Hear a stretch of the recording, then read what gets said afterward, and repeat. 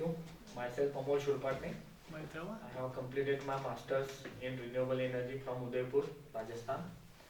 I have total 10 years of experience in solar PV designing in utility scale projects. We are also called the solar parks. Okay, so अभी का मेरा आज का जो agenda है वो थोड़ा प्रैक्टिकली मैं आपको समझाना चाहूँगा.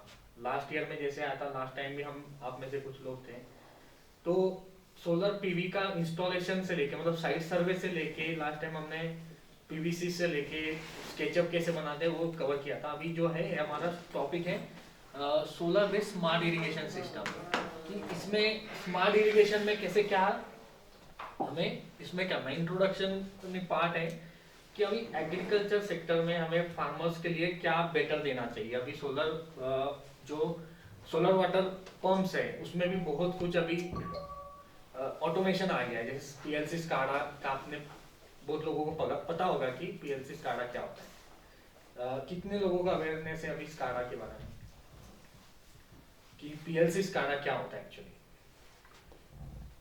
जैसे आईओटी बेस्ड सिस्टम होता है अभी ये जो हम अभी वही डिस्कस करने वाले हैं.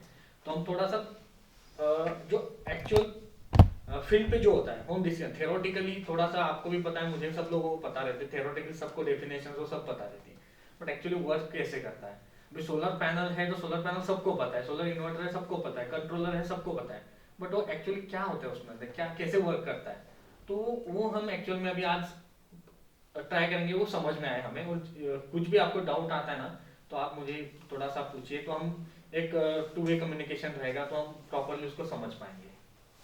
ठीक है, तो अभी ओवरव्यू क्या है कि अभी जैसे कि एग्रीकल्चर सेक्टर में हमें क्या है इफिशिएंट इरिगेशन क्या कैसे कर सकते हैं एग्रीकल्चर सेक्टर में. अभी रूरल एरिया में आज भी इंडिया के इतने सारे स्टेट में ऐसा है कि इलेक्ट्रिसिटी का अवेलेबिलिटी नहीं रहता है, तो उसको कैसे हम रिप्लेस कर सके. इलेक्ट्रिसिटी नाइट में रहता है तो नाइट में रहेगा तो जा नहीं सकते, क्योंकि वहाँ पे बहुत टाइम कैसे होता है ना कि जो फॉरेस्ट एनिमल्स होते हैं उनके वजह से भी बहुत फार्मर्स को उसका जो मोर्टेलिटी है वो भी आप चेक करते हो तो भी आपको पता चलता है. तो वही हमारा कंसर्न है कि हम इसको अभी ऑटोमेशन सिस्टम पे लेके जाना है थ्रू स्काडा और थ्रू आईओटी बेस्ड सिस्टम. तो ये स्काडा क्या है, आईओटी बेस्ड सिस्टम क्या है, इसके लिए क्या क्या चाहिए, कौन से कंपोनेंट हम यूज कर सकते हैं, वो कैसे वर्क होगा, तो वही हम अभी इसमें देख रहे हैं. ठीक है, तो स्मार्ट इरिगेशन मतलब क्या है इसमें, तो optimise the water usage based on crop and soil needs. मतलब उसका रिक्वायरमेंट पहले पता करेंगे, उसका स्टडी पहले करेंगे कि कोई भी क्रॉप को कितना रिक्वायरमेंट क्या है, कैसे करना है, उसका शेड्यूल कैसे बनाना है, उस बेसिस पे हम उसको वाटर इरिगेशन का सिस्टम हम उसका डिजाइन करते हैं. इसका डिजाइनिंग के लिए अलग अलग टूल्स होते हैं, वो भी हम आगे डिस्कस करेंगे. तो की कंपोनेंट्स क्या है, ऑटोमेशन में जाना है तो क्या चाहिए हमें, हमें सेंसर्स चाहिए होते हैं इसके लिए. तो कौन से टाइप के सेंसर्स आते हैं और वो सेंसर कैसे वर्क करते हैं, उसको हम कैसे कैसे कनेक्टेड करते हैं हमारे सोलर सिस्टम के साथ, तो वो हमें आज देखना है. उसके बाद में बेनिफिट्स क्या मिलेंगे, उसमें क्या क्या बेनिफिट्स रहेगा, जैसे कि वाटर रिक्वायरमेंट है कैसे कम कर सकते हैं. अभी जैसे पहले देखते थे तो हम फ्लड इरिगेशन करते थे, फ्लड इरिगेशन के बाद थोड़ा सा हम एडवांस गए, ड्रिप इरिगेशन आया, स्प्रिंकलर इरिगेशन आया, पर इससे भी हमें और ऑप्टिमाइज करना है तो हम कैसे कर सकते हैं. तो जैसे कि अभी जो सेंसर्स यूज कर रहे हैं, सेंसर्स की वजह से हम पता कर रहे हैं कि हमारे सॉइल का मॉइस्चर कंटेंट कितना है, उस बेसिस पे ही उतना ही कंटेंट हम वाटर उनको स्प्रेड करेंगे. तो ये सेंसर हम यहाँ पे अभी और देखेंगे.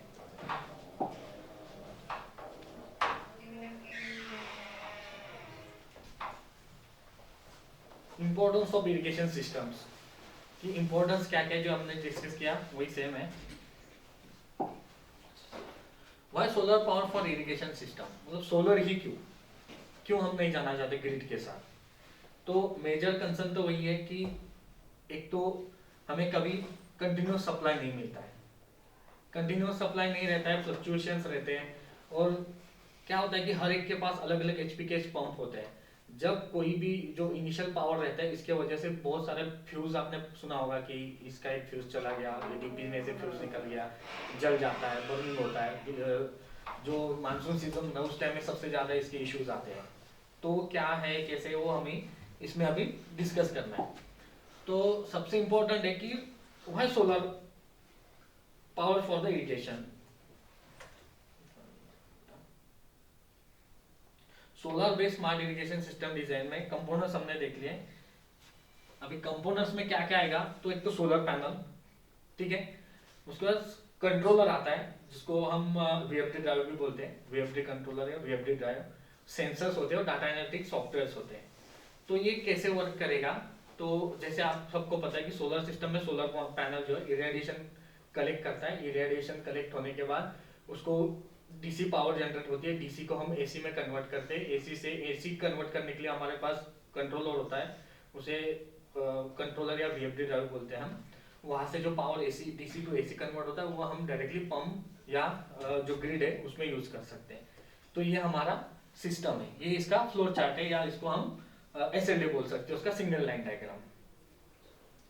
तो सोलर वाटर पंप, अभी इसमें थोड़ा सा इन डिटेल अभी डिस्कस करते हैं कि सोलर पैनल, अभी सोलर पैनल कौन सी टेक्नोलॉजी के अभी मार्केट में अवेलेबल है, क्या क्या वॉट पीक में है, कौन सी अभी कंपनीज है जो कि अभी different type of solar modules market में लॉन्च कर रहे हैं। जैसे आप लोगों ने सुना होगा कि अभी रिसेंटली सितंबर में एक आरईए एक्सपो हुआ था, जो इंडिया का सबसे बड़ा एक्सपो होता है, जहाँ पे हर बाहर की कंपनी इंडिया में आके अपना प्रोडक्ट लॉन्च करते हैं। जैसे कि अभी हमें पता है कि इंडिया में जो सबसे ज्यादा मॉड्यूल बड़ा मैन्युफैक्चरर है, जो कि अभी 690 वॉट पिक मॉड्यूल उन्होंने लॉन्च किया है, वो है एमवी सोलर है। उसके बाद में है उसमें जे सोलर, जिनको सोलर है। तो ये टॉप में जो वर्ल्ड में टॉप पे चल रहा है। इंडिया में जैसे हम सोचते हैं कि इंडिया में सबसे बड़े डीसीआर मॉडल जो है कि गवर्नमेंट में डीसीआर मतलब लिस्टेड चाहिए, जो कि सब्सिडी में कोई हम काम कर दे, तो उसमें अडानी है, रिन्यू पावर है, रिन्यूसिस है, सात्विक है और गोल्डी है। तो ये सब लिस्टेड है जो गवर्नमेंट के सब्सिडी में हम ये पैनल हम यूज कर सकते हैं। तो ये पैनल में कौन से टाइप के पैनल्स आते हैं, तो सबसे पहले जब मॉडल इंट्रोड्यूस हुए थे, छोटी वॉट पिक 50 वॉट पिक से स्टार्ट हुए थे, अभी 700 वॉट पिक तक हम पहुंचे हैं। तो सबसे स्टार्टिंग में आते थे ओनली पॉलीक्रिस्टलाइन मॉडल, ठीक है। और आपने देखे होंगे कि ओनली ये जो दिख रहे हैं ये पॉलीक्रिस्टलाइन ऐसे रहते थे, इनको 72 सेल मॉडल आता था। तो अभी क्या हो गया ना, इसका एडवांस इफिशियंसी बढ़ाई, इसके वॉट पिक बढ़ा के अभी हम उसके बाद में आए मोनोपर्क पर टेक्नोलॉजी एक आई थी। उसके बाद में अभी एन टॉपकॉन बोल के एक नया मॉडल आया जो रिसेंटली ये एक्सपो में आए हैं, और ये बहुत ज्यादा इफिशिएंट मॉडल है।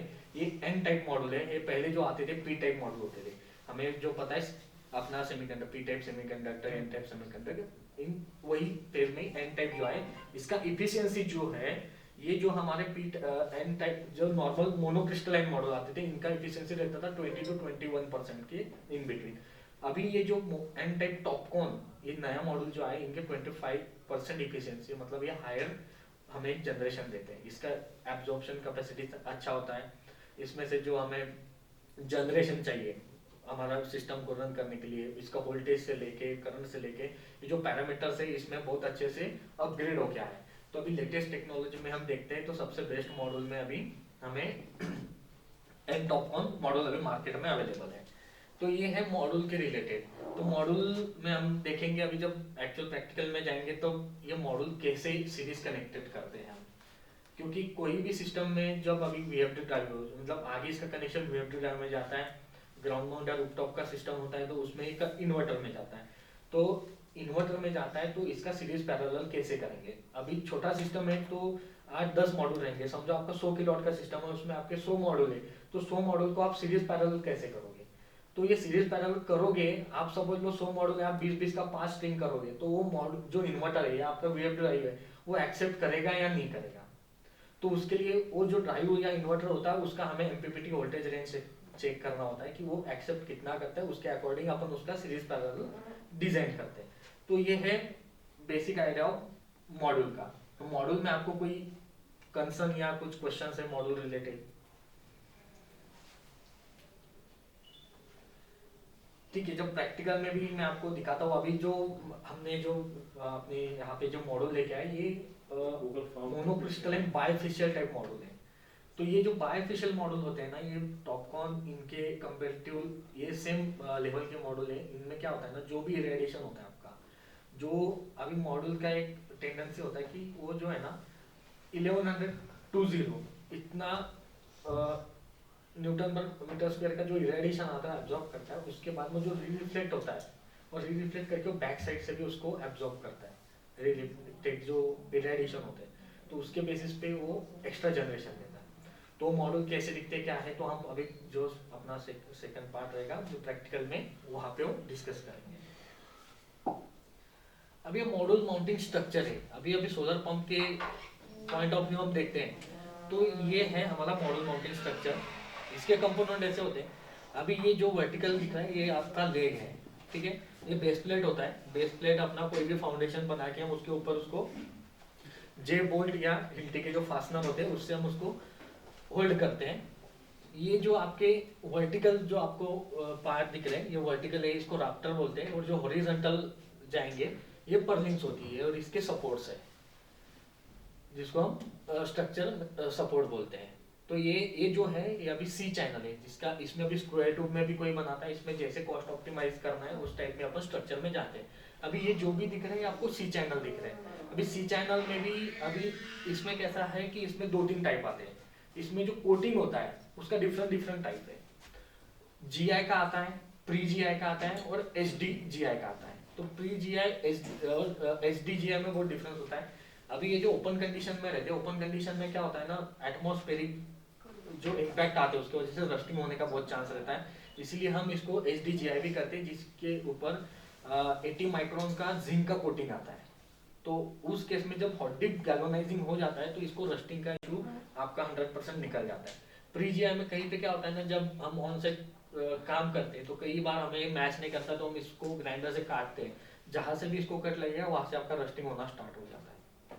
कोई भी मेटल प्रोडक्ट रहे, कोई भी मेटल का कुछ भी रहेगा तो वो प्री जीआई रहेगा या एचडी जीआई रहेगा, इसीलिए उसमें हम जिंक का कोटिंग बाद में एक स्प्रे भी आते हैं वो ऑन सेट करते हैं। अदरवाइज हम अलाउ ही नहीं करते कि साइड पे कोई भी प्रोडक्ट जो पर्लिन हो या राफ्टर हो इनको कभी भी कट करने का रिकमेंडेशन नहीं करते हैं, क्योंकि रस्टिंग हमें वहां से बढ़ाना नहीं रहता है।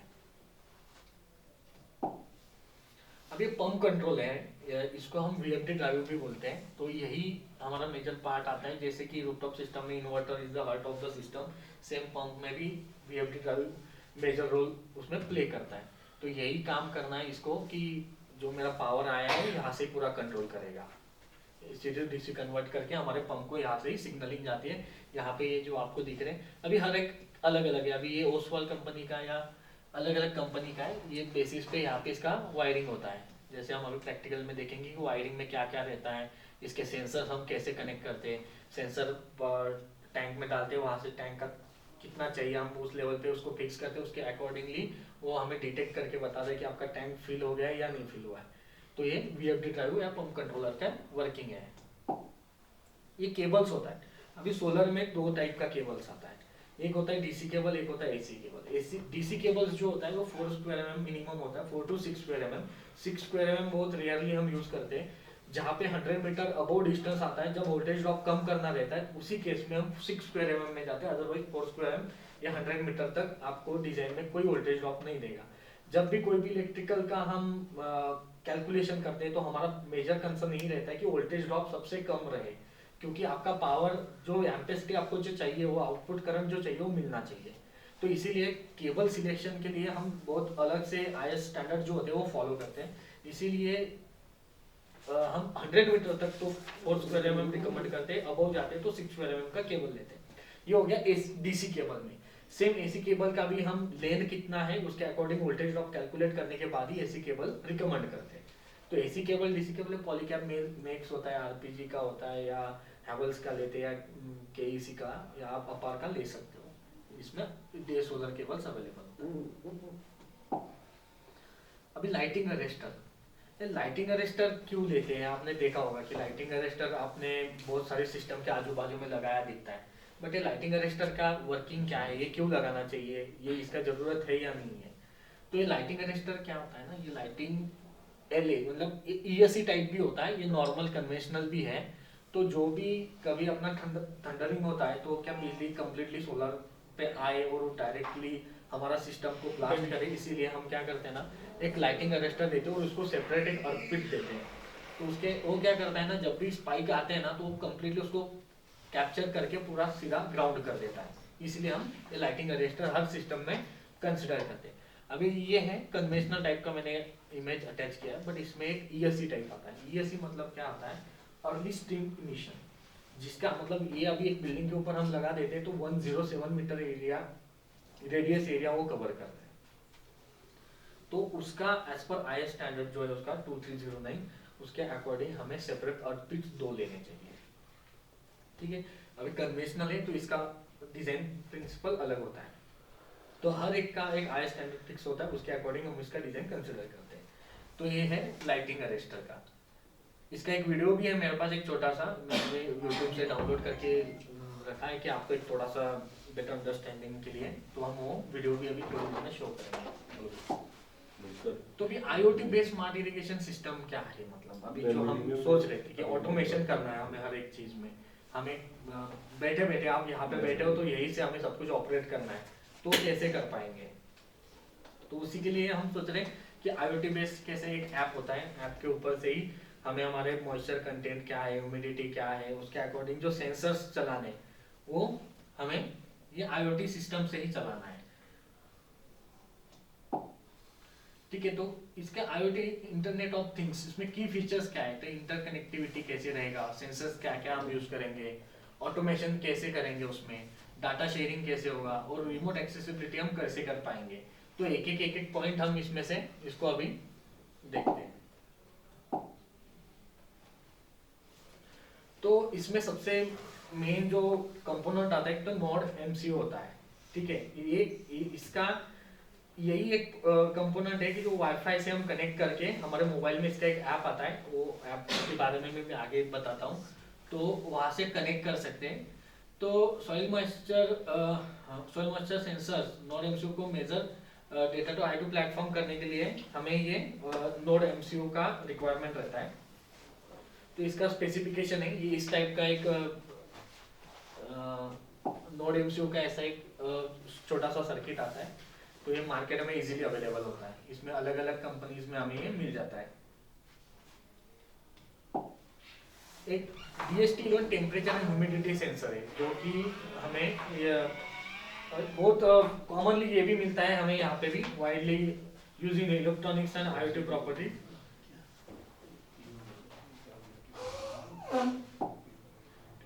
इसके टेम्परेचर स्पेसिफिकेशन है, temperature humidity sensor. Temperature and humidity sensor हम सॉइल के अंदर ही हमारा जो सेटअप रहेगा, जहाँ पे भी हमारा इरिगेशन करना है वहाँ पे हम इसको फिक्स करते हैं, और इसी से ही हमें जो वाईफाई से कनेक्टेड रहेगा, ये नोड एमसीयू से कनेक्टेड होता है, इसी से ही सिग्नलिंग मिलेगा। जबकि हमें पता चलता है कि अभी सॉइल में जो मॉइस्चर कंटेंट है वो एक सेट लेवल करके रखते हैं उसका प्रोग्रामिंग के अकॉर्डिंग, तो वो हमें एक सिग्नलिंग देता है कि हमें मॉइस्चर कंटेंट अभी सॉइल का कम हो रहा है, तो अभी इरिगेशन स्टार्ट करना चाहिए। तो वो इरिगेशन स्टार्ट करने के लिए भी अभी मोबाइल से ही हम सब कुछ ऑपरेट करते हैं, उसको हमें कहीं फार्म में जाके वहाँ पे कोई स्विच ऑन ऑफ करने का जरूरत नहीं है। तो यही सेंसर्स जो है वो हमें टाइम टू टाइम उसका पूरा डेटा शेयर करते हैं। सॉइल मॉइस्चर सेंसर्स इसी टाइप का होता है, ये जो इसका पिंस होता है वो हमें सॉइल में उसको हम डिप कर देते हैं, वहाँ से उसका डेटा हमें मिलता है ऑन IoT प्लेटफॉर्म। तो ये इसका फ्लो चार्ट है कि फ्लो चार्ट में कैसे इसका सेंसर हमें नोटिफिकेशन देता है, उसके अकॉर्डिंगली हमें पंप टर्न ऑफ करना है, ऑन करना है, ऑफ करना है, दोनों का भी। जैसे भी मॉइस्चर कंटेंट हमारा रिक्वायरमेंट के अकॉर्डिंग हम अचीव करते हैं तो हमें इसका भी नोटिफिकेशन आएगा, तो हम उसको IoT बेस से ही उसको ऑफ कर सकते हैं। ये सॉफ्टवेयर है ब्लिंक बोल के, ये आपको iOS या एंड्रॉइड दोनों में अवेलेबल रहता है।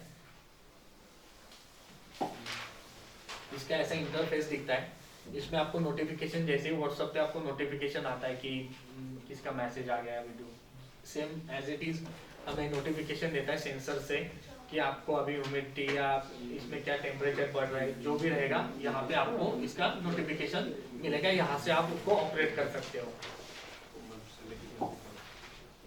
तो ये बेनिफिट्स क्या क्या है,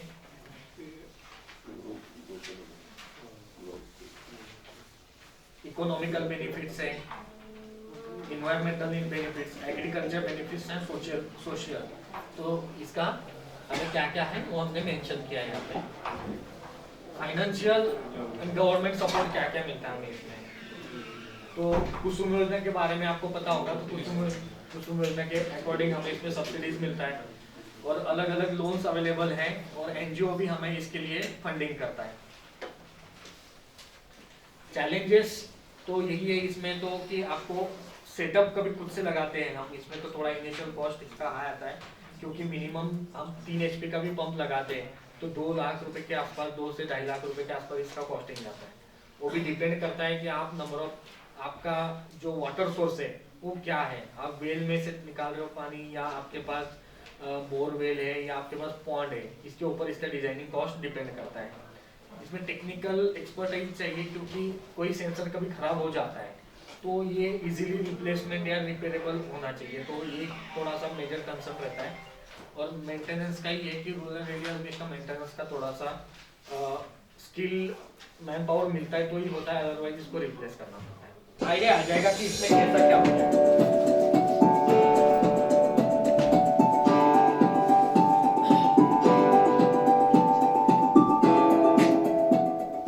फिटिंग किया है और आज ही हम इसका वीडियो बनाने के लिए आए हैं दोस्तों। 4 से 5 सेकंड के अंदर ये पानी आ गया। ये देखिए पानी का प्रेशर देख सकते हैं कितना बढ़िया है यहाँ पे, लाजवाब।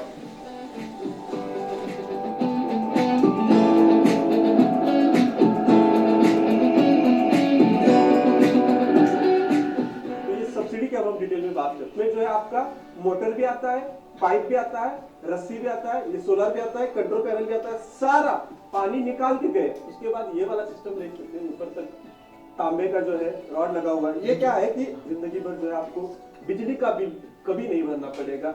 दोस्तों कई सारे फार्मर से मैं मिलता हूँ ना, तब मुझे पता चला कि रात के 11 बजे 12 बजे 2 बजे खेत में जाना पड़ता है क्योंकि लाइट जो है चार्ज करते हैं।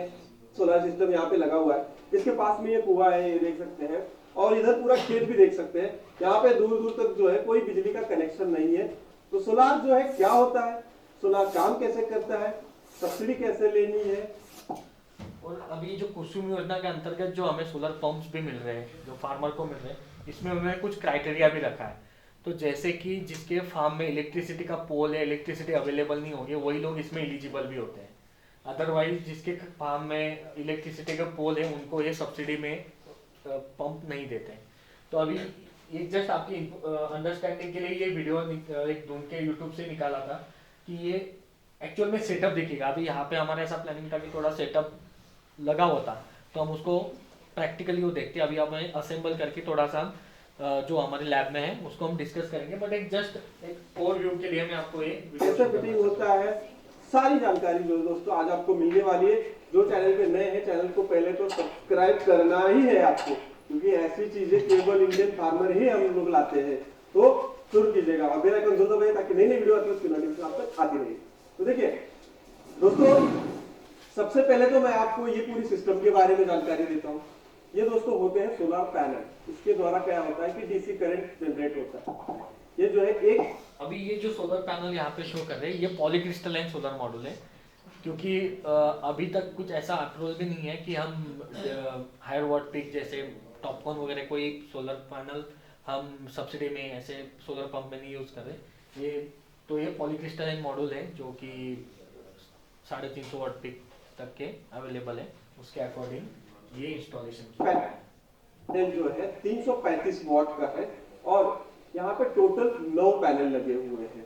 ये जो है गवर्नमेंट की स्कीम है, प्रधानमंत्री कुसुम योजना, इसके तहत यहाँ पे ये फिटिंग किया गया और आज ही फिटिंग किया है और आज ही हम इसका वीडियो बनाने के लिए आए हैं दोस्तों। और ये योजना जो है अभी 2021-22 के तहत इसमें ये लगाया गया है। योजनाएं जो वो है चेंज होती रहती है दोस्तों। इसमें फिट किए गए वो आप देख सकते हैं, केवल एक दिन के अंदर पूरा ये असेंबल किया है। वो कैसे किया है कि यहाँ पे जो ब्रैकेट्स है उसमें सीधा जो है नट बोल्ट्स के द्वारा। अभी इसमें जैसे मैंने आपको एक एमएमएस मॉडल माउंटिंग स्ट्रक्चर बताया था, तो ये सेम सी चैनल में इसका इंस्टॉलेशन किया हुआ है। ये जो होता है हर एक पैनल के पीछे एक जंक्शन बॉक्स आता है जिसमें प्लस पॉजिटिव नेगेटिव रहता है। उसको हम सीरीज पैरेलल करने के बाद ही वो उसका सप्लाई हम वीएफडी ड्राइव को देते हैं। यहाँ पे फिट किया गया है इस तरीके से, हल्का जो है टिल्ट ऐसा है, तिरछा लगाया गया है ताकि इसके ऊपर जो है धूप वो प्रॉपर उसको लग। अभी यहाँ पे जो टिल्ट एंगल बोल रहे हैं, तो ये टिल्ट एंगल कैसे लेते हैं हम? टिल्ट एंगल के बारे में किसी को पता है कि ये कैसे डिफाइन करते हैं?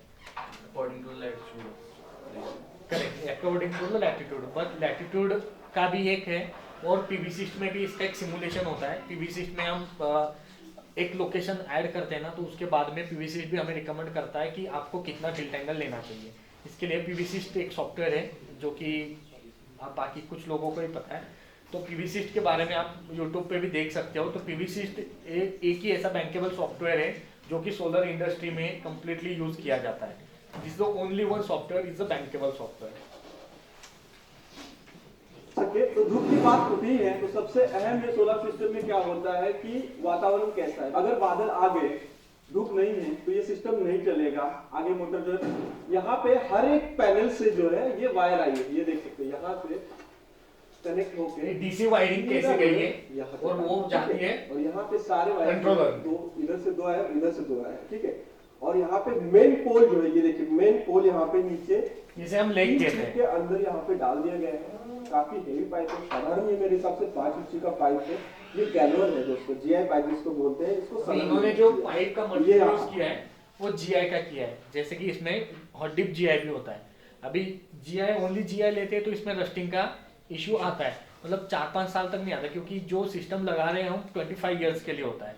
तो अभी 5-6 साल के बाद में इसमें छोटा मोटा रस्टिंग आना एक बार स्टार्ट हो गया और हमने उसका मेंटेनेंस नहीं किया, तो इसको धीरे धीरे इसका लाइफ कम होते जाता है। तो इसीलिए हम रिकमेंड करते हैं कि जो मटेरियल हो वो जीआई के बजाय कभी हॉट डिप जीआई रहे, तो इसका लाइफ हम बढ़ा सकते हैं। किया गया है। ये पूरा ऐसे ग्राउंड में भी घूमता है, ये देखिए, ताकि अगर धूप का रुख हल्का फुल्का दक्षिणायन उत्तरायण हमारा जो चलता है उसकी वजह से धूप जो है कम पड़ती है, तो इसको भी आप घुमा सकते हैं। शाम के टाइम इधर करना, इधर कर सकते हैं। लेकिन ये अभी ऐसा है कि सूरज इधर से इधर जा रहा है तो पूरा इसको प्रॉपर धूप लगती रहती है। तो दोस्तों ये तो हुआ इसका पूरा। जो भी फेसिंग रहेगा सिस्टम का वो साउथ फेसिंग होता है। क्यों होता है? क्योंकि आपका सनराइज और सनसेट वो ईस्ट टू वेस्ट होता है, तो आपको साउथ रहेगा तो आपको पूरा दिन उस पर रेडिएशन प्रॉपर मिलेगा।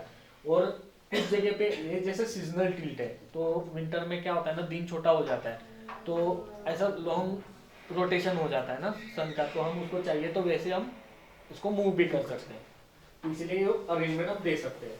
फिटिंग यहाँ पे। अब यहाँ से जो ये करंट है सीधा इस कंट्रोल पैनल में आता है। ये देखिए कंट्रोलर मतलब VFD ड्राइव। और पूरा ये भी सिस्टम लगा हुआ है दोस्तों। ये टाटा पावर सोलर का है, टाटा कंपनी का लगा हुआ है यहाँ पे। वो क्यों लगा है, कैसे लगा है, वो भी हम आगे देखने वाले। अब क्या है कि मैं यहाँ से थोड़ा बंद करता हूँ पहले। अब देखिए सोलर कंट्रोल है, ये कंट्रोलर ये क्या करता है वो मैं आपको बताता हूँ। यहाँ पे जो है 3 HP की मोटर है। कुएं में जो है ऊपर पाइप आई है वो 2.5 इंच की है। 9 पैनल है यहाँ पे, इसमें करंट डीसी आता है। और नीचे अभी जो पंप रहता है, इन्होंने सबमर्सिबल पंप यूज किया है, वो पानी के अंदर डाल दिया है, और जो पैनल से सप्लाई VFD ड्राइव से जो सप्लाई गया है वो पंप को कनेक्ट कर दिया है। यहाँ से उसको सिग्नलिंग जाएगा पंप को, पंप ऑन होगा, वहाँ से पानी निकलेगा।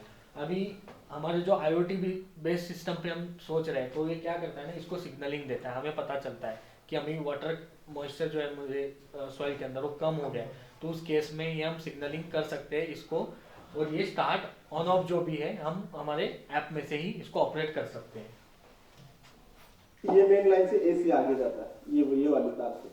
ये देखिए यहाँ पे लगा हुआ, ये नीचे से देख सकते हैं। ये 2 है DC के हैं, ये 1 है, ये AC का है। आपको अगर अच्छे से दिख रहा हो तो कमेंट सेक्शन में इसके बारे में कुछ सवाल हो तो वो भी कीजिएगा आप। कमेंट बॉक्स पूरा खाली है अभी के।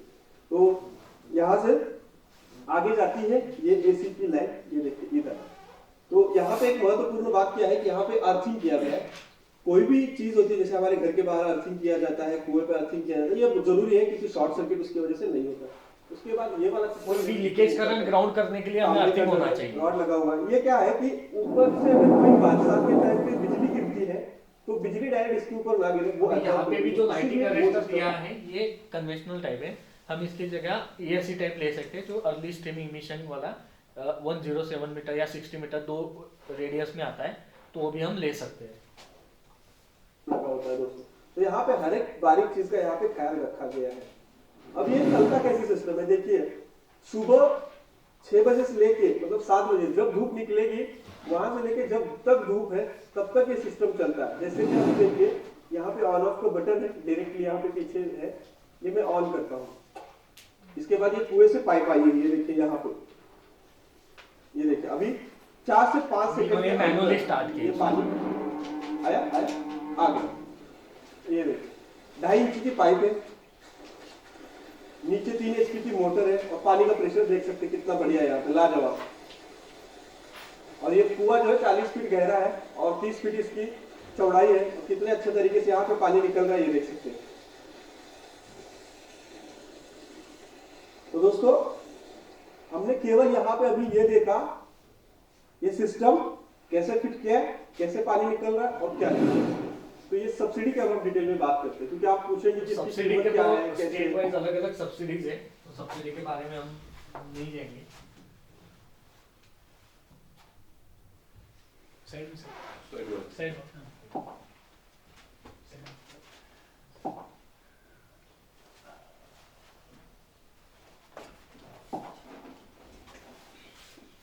ओके, अभी एक IoT का है, तो हम अभी प्रैक्टिकल में ही उसको पूरा चेक कर लेते हैं कि पैनल लगा के हम उसका वायरिंग कैसे होता है क्या नहीं।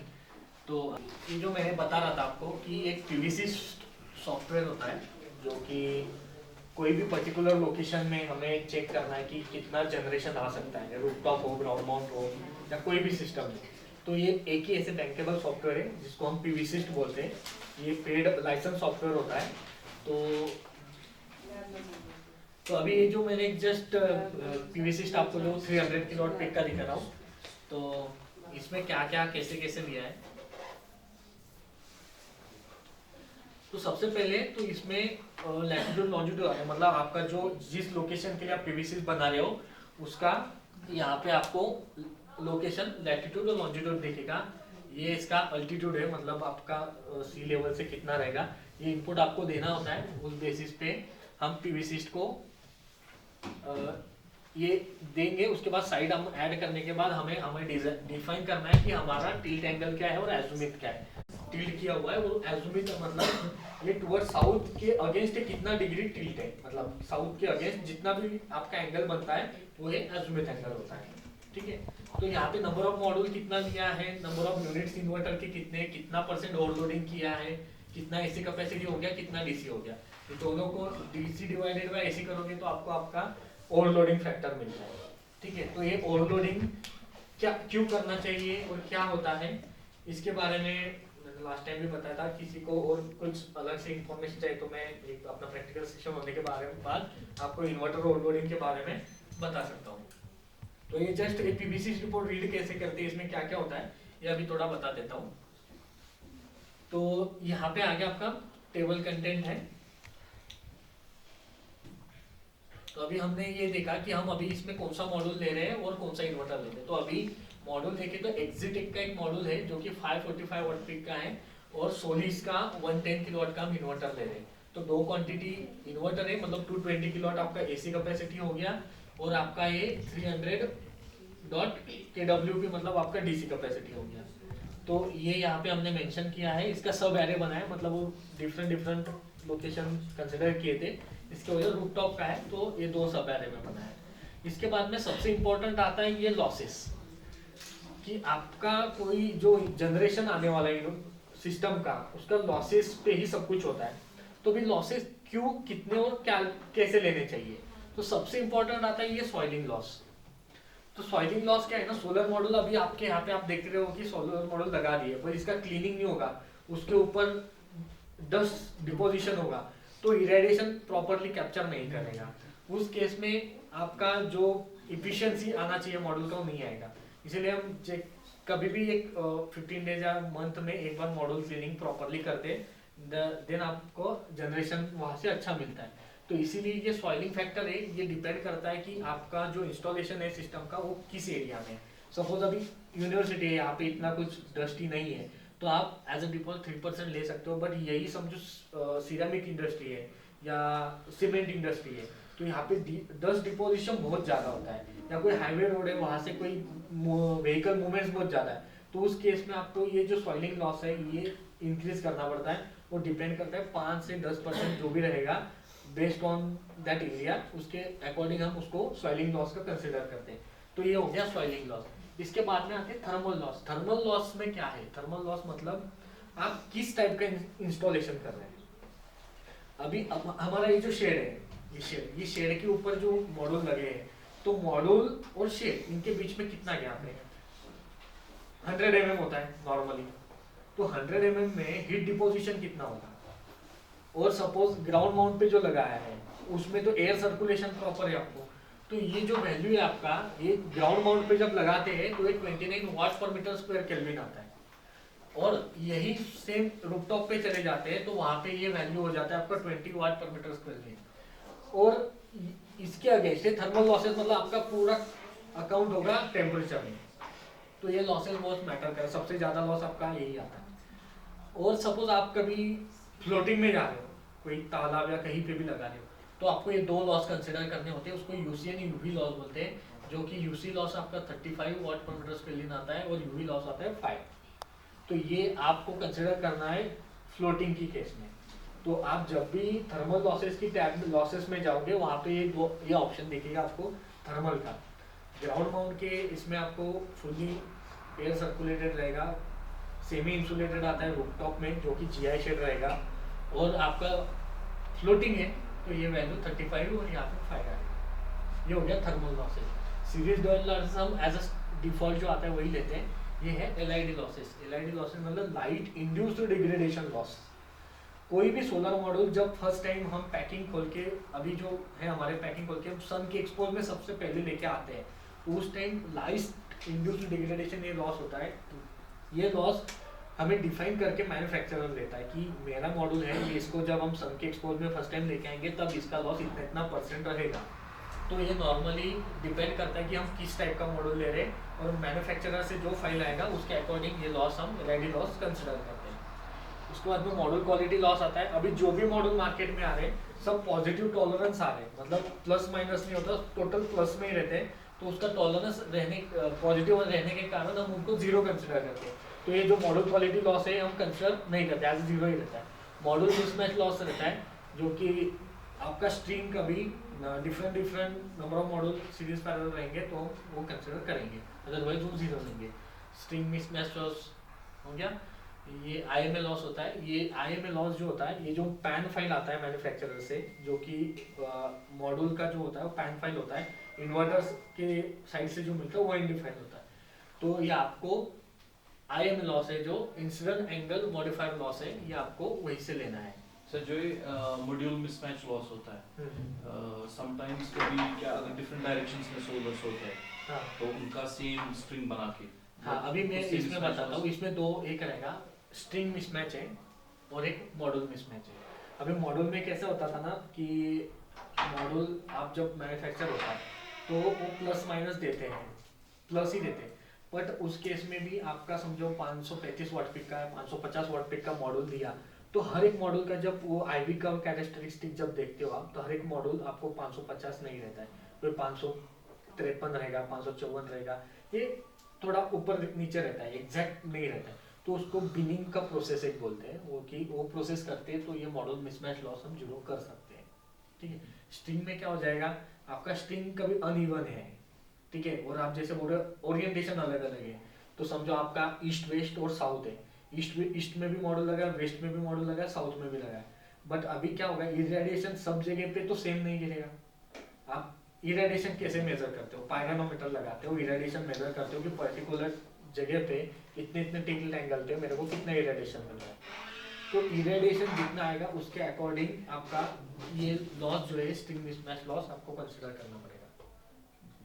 ठीक है, तो ये स्ट्रिंग जैसे आप बोल रहे हो वही है कॉन्सेप्ट उसका, आपका इरेडिएशन अलग अलग प्लेन पे अलग अलग रहता है, इसीलिए आपको जनरेशन जो रहेगा उससे कम रहेगा, साउथ में जो रहेगा वहां से ज्यादा रहेगा कंपेयर टू ईस्ट वेस्ट। अभी डीसी वायरिंग लॉसेस मैंने जैसे बताया आपको कि वोल्टेज ड्रॉप, अभी सबसे मेजर कंसर्न तो यही आता है कि वोल्टेज ड्रॉप एसी साइड का और डीसी साइड का, ये दोनों के वोल्टेज ड्रॉप हमें चेक करने के अकॉर्डिंग ही हम उसका केबल सिलेक्ट करते हैं। तो यहाँ पे अब हमने 2% इसमें 2% कंसिडर किया है। ये डिपेंड करता है कि हमारा सेंट्रल इन्वर्टर है या स्ट्रिंग इन्वर्टर है? सेंट्रल इन्वर्टर में कैसा होता है ना, आपको एससीबी कंबाइनर बॉक्स लगा के केबल फिर हम सेंट्रल इन्वर्टर में लेके जाते हैं। स्ट्रिंग इन्वर्टर में डायरेक्ट स्ट्रिंग जाके कनेक्ट करना है, तो स्ट्रिंग इन्वर्टर में हमारा डीसी लॉस कम रहता है, सेंट्रल में थोड़ा ज़्यादा रहता है।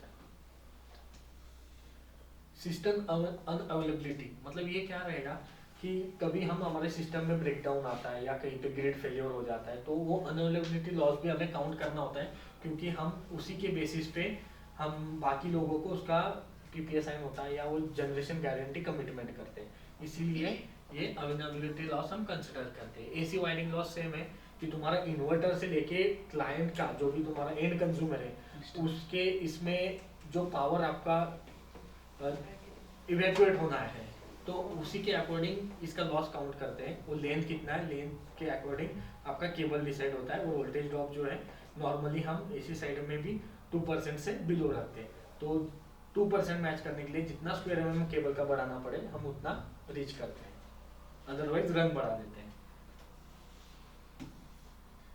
ठीक है, अभी ये जस्ट शेड था, एक शेड के ऊपर ये किया था, तो इसका ये 3D नियर शेडिंग हमने इसमें ऐड किया। ये स्केचअप में बनता है, वो स्केचअप को हम इंपोर्ट करते हैं पीवीसिस्ट के अंदर, तो हमें इसका पूरा एक्चुअल नियर शेडिंग मिल जाता है। इसका डायग्राम हो गया। ये आपको ग्राफ मिलेगा कि हर मंथ में कितना जनरेशन आ रहा है, आपको पर किलोवाट पर डे कितना जनरेशन मिला, तो 4.24 यूनिट आपको पर किलोवाट से आपको जनरेशन मिलता है। इसका स्पेसिफिक प्रोडक्शन परफॉर्मेंस रेशो ये यहाँ पे आपका मेंशन रहता है। पीआर आ गया या प्रोसेस प्रोडक्शन आ गया, ठीक है। ये आपको मंथली इसका टेबल मिलता है, वो जैसा चाहिए आप इसको कस्टमाइज कर सकते हैं। पीवीसिस्ट में इसके ऑप्शन रहते हैं। ये लॉस डायग्राम है। अभी हमने जो लॉसेस वहाँ पे इनपुट किए वो सब लॉसेस हमें यहाँ पे शो होते हैं, इसको लॉस फ्लो डायग्राम हम बोलते हैं। जैसे कि अभी ये सिंगल डायगोनल प्लेन है, ये प्लस हो रहा है, मतलब ये यहाँ पे एडिशन हो रहा है आपका लॉस का। अभी नियर शेडिंग मतलब हमने जो स्केचअप बना के उसमें इंपोर्ट किया उसका ये लॉस है, तो 0.27% ये आपका माइनस हो रहा है। मतलब आपको ये जो वैल्यू है 1930 इसमें से ये जब करते जाएंगे तो लास्ट में जो वैल्यू मिल रही है ये यहाँ वाली, तो ये आपकी लास्ट इसकी वैल्यू आ जाती है। ये मेगावाट आवर में, वो किलोवाट आवर में, इसलिए ये डिफरेंस दिख रहा है आपको, ठीक है। तो अभी कौन से लॉस है इसमें, तो इसका आगे हमने 3% सॉइलिंग लॉस कंसिडर किया था, तो सॉइलिंग लॉस यहाँ पे आ गया। इसके बाद में PV loss due to radiance level आता है। ये PV loss due to temperature, हमने जो थर्मल लॉसेस कंसिडर किए, जो 20% हमने लिया वाट पर मीटर स्क्वायर केल्विन, उसी की वजह से सबसे ज़्यादा लॉस है टेम्परेचर की वजह से आता है। एलआईडी हमने 2% लिया था। मिसमैच लॉस, ओमिक लॉस, ये आपका आ गया। इन्वर्टर ओवरलोडिंग लॉस वो आपको 0.1% दिखा रहा है।